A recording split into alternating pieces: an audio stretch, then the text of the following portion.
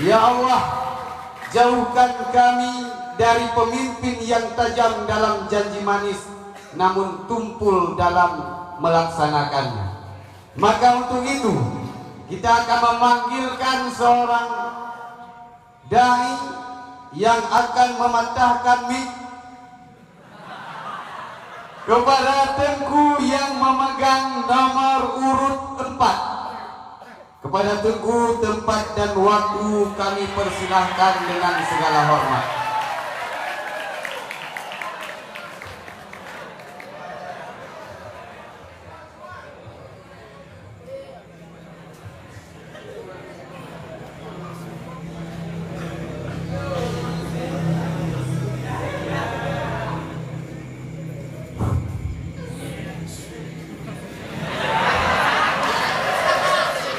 Bismillahirrahmanirrahim. Assalamualaikum warahmatullahi ta'ala wabarakatuh. Alhamdulillah, la hawla wa la quwata illa billah. Ashhadu an la ilaha illallah wa ashhadu anna Muhammad ibni Abdillah wa ala alihi wa sahbihi wa mawalah. Faqala an-nabiy sallallahu alaihi wasallam fil hadis, sayati zamanun ala ummati yufirruna minal ulama'i wal fuqaha. Sadaqallahul azim. Kata-kata keta'ziman wal ikraman kami kepada Abu Abi beserta Ummi yang ada di Kubah hanyalah doa yang bisa kita kirimkan. Allahumma ghfir lahum. Doa restu kita bersama kepada Abu Pucuk pimpinan Dayah Darul Mu'arif dan Darul Mu'arifah beserta Al dan keluarganya, dan tak lupa juga kepada seluruh dewan guru, wabil khususnya dewan juri yang adil dan bijaksana pada malam yang berbahagia ini. Dan tak lupa juga kepada seluruh talabah yang insya Allah akan menjadi penghuni surganya Allah subhanahu wa ta'ala.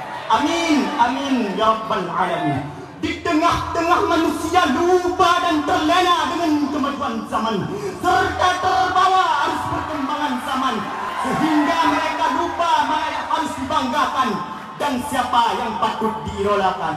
Yang menjadi panutan bukan lagi berdasarkan keilmuan. Orang yang beriman dan bertakwa dikesampingkan. Idola yang didamba-dambakan adalah pelaku kemaksiatan yang menjadi musuh dalam selimut, menghunus pedang, menebas cahaya kehidupan.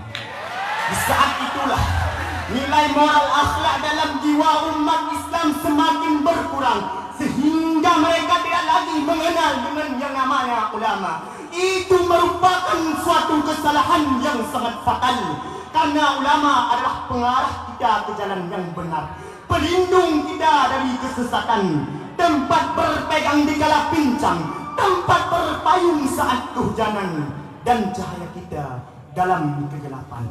Dengan adanya ulama, dunia ini terasa berbunga-bunga, harapan kian muncul bergelora, terasa hidup tak pernah ada derita. Lain halnya tanpa kedatangan mereka. Siang dan malam terasa begitu lama dan tersiksa, kehidupan terasa begitu hampa, dunia kehilangan makna saat kita kehilangan penyejuk hati dan bergugah jiwa. Oleh karena demikian, tergugahlah hati kami pada malam yang berbahagia ini, ingin memaparkan sebuah syarahan singkat yang berjudul Pelita yang Diabaikan. Hadirin yang dimuliakan oleh Allah Subhanahu wa taala, perihal ini berkenaan dengan ramalan Rasulullah sallallahu alaihi wasallam dalam sebuah hadis tentang keadaan umatnya di akhir zaman, yang dimana beliau bersabda, sayati zamanun ala ummati yufirruna minal ulama'i wal fuqaha. Akan datang suatu masa atas umatku, kata Nabi, yang dimana mereka menjauhkan diri dari ulama dan fuqaha. fayabtalihumullahu bi thalathatin baliyatin. Maka akibatnya Allah menimpa mereka 3 macam cobaan. Ulaha yarfa'ullahu al-barakata min kasbihim. Yang pertama, kata Nabi, Allah menghilangkan keberkahan dari usaha mereka.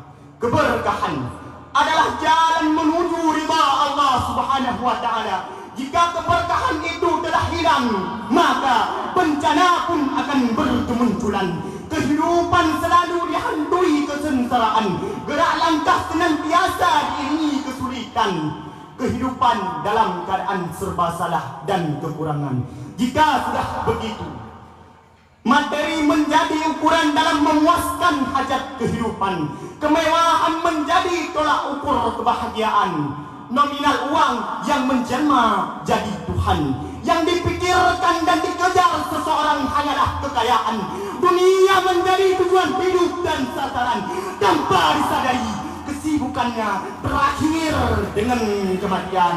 Hadirin kaum muslimin yang dimuliakan oleh Allah Subhanahu wa taala. Watsaniyatu yusallitullahu ta'ala sultanan zaliman. Yang kedua, kata Nabi, Allah memberikan kekuasaan kepada penguasa yang zalim. Jika kita melepaskan diri dari ulama, maka tatanan masyarakat akan semakin kacau. Disebabkan bangsa dan agama dipimpin oleh pemimpin yang zalim, pemimpin yang ditutupi topeng kemunafikan. Mengapa tidak? Ia hanya bermodalkan kebodohan, puja-puji yang diliputi oleh wartawan, dan dengan janji manis yang dilontarkan sehingga mereka bisa mendapatkan kekuasaan. Dalam memimpin tidak memiliki arah tujuan. Daerah yang dipimpinnya hanya bisa menuai kerugian. Rakyatnya diselimuti kesengsaraan. Negara dililit utang sampai triliunan. Dan berbagai masalah lain yang menerjang, yang terbukti merugikan berbagai macam kalangan. Dengan demikian, malapetaka akan muncul di saat kezaliman dicampakkan oleh penguasa. Hidup tidak lagi dibingkai keimanan. Penguasa menari atas kesedihan umatnya. Kebijakan yang diambil selalu dapat merugikan rakyat jelata karena belatar hawa nafsu dan kepentingan pribadi. Lihatlah betapa banyak para pemimpin yang serakah. Kerjaannya di balik layar hanya menjala, tidak mempedulikan rakyat yang susah, yang dipikirkan bagaimana hartanya melimpah dan hidupnya dalam tempat yang mewah. Ini merupakan kesalahan kita karena telah mengucilkan para alim ulama dan fuqaha. Allah memberikan kekuasaan kepada penguasa yang zalim. Hadirin kaum muslimin yang dimuliakan oleh Allah Subhanahu wa taala. Wastalisatu yakhrujuna minad dunya bighairi iman. Yang ketiga, kata Nabi, mereka keluar dari dunia tanpa keimanan. Tak tanggung-tanggung hukuman yang diberikan Sang Maha Perkasa. Hamba yang memisahkan diri dari kekasihnya, hidupnya penuh dengan kesialan hingga berpisah dengan dunia. Jiwanya dilanda nestafa, raganya terbelenggu dalam penjara dunia. Ketika tubuh terpisah dengan nyawa, melayanglah cahaya iman dan takwa.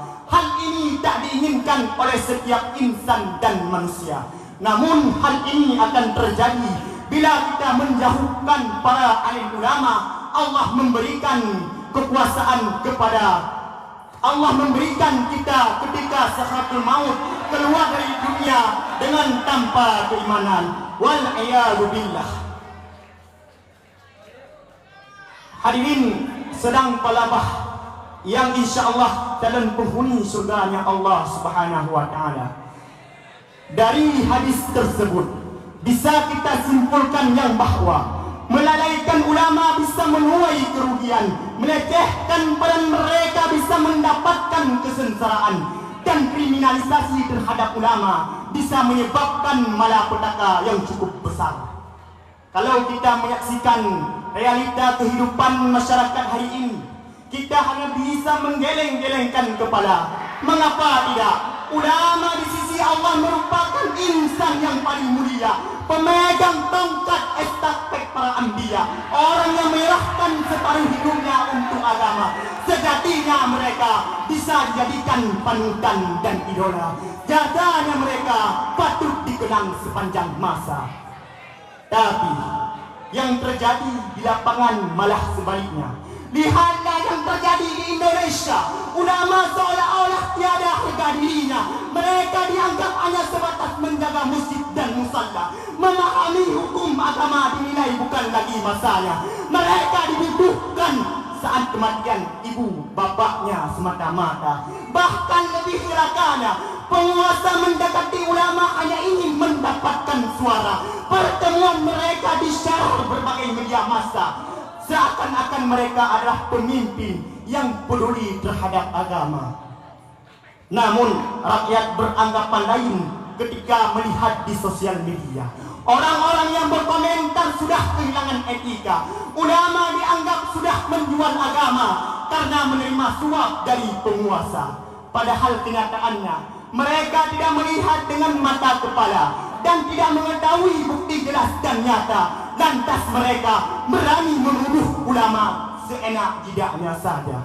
Ulama yang berbicara tegas mereka bilang radikal, padahal kenyataannya mereka lah pemersatu bangsa. Dan berbagai fitnah, cacian dan hinaan yang sudah merajalela. Bahkan tak sedikit pula orang-orang yang membela ulama mereka juga ikut dicela. Seakan-akan ulama dan pengikutnya tak ada tempat di dunia fana ini. Kaum muslimin sedang talabah yang dimuliakan oleh Allah Subhanahu wa taala.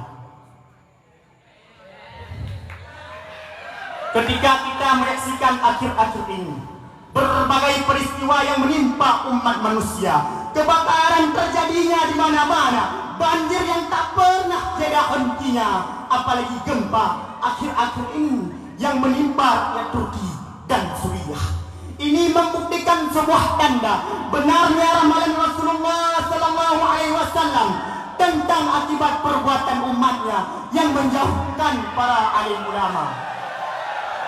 Tentunya dalam ingatan kita masih membekas peristiwa 18 tahun silam, tepatnya pada hari Ahad, jatuhnya pada tanggal 26 Desember pada tahun 2004. Alam mengisyarahkan sebuah tanda. Suasana gembira seketika berubah menjadi duka.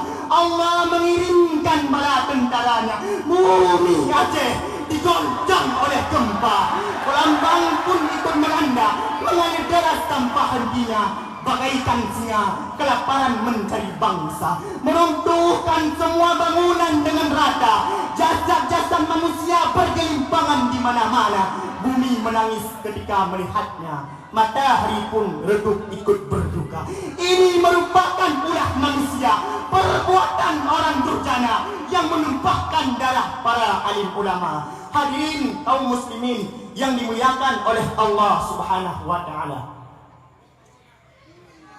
Dari pidato di atas bisa kita simpulkan beberapa poin.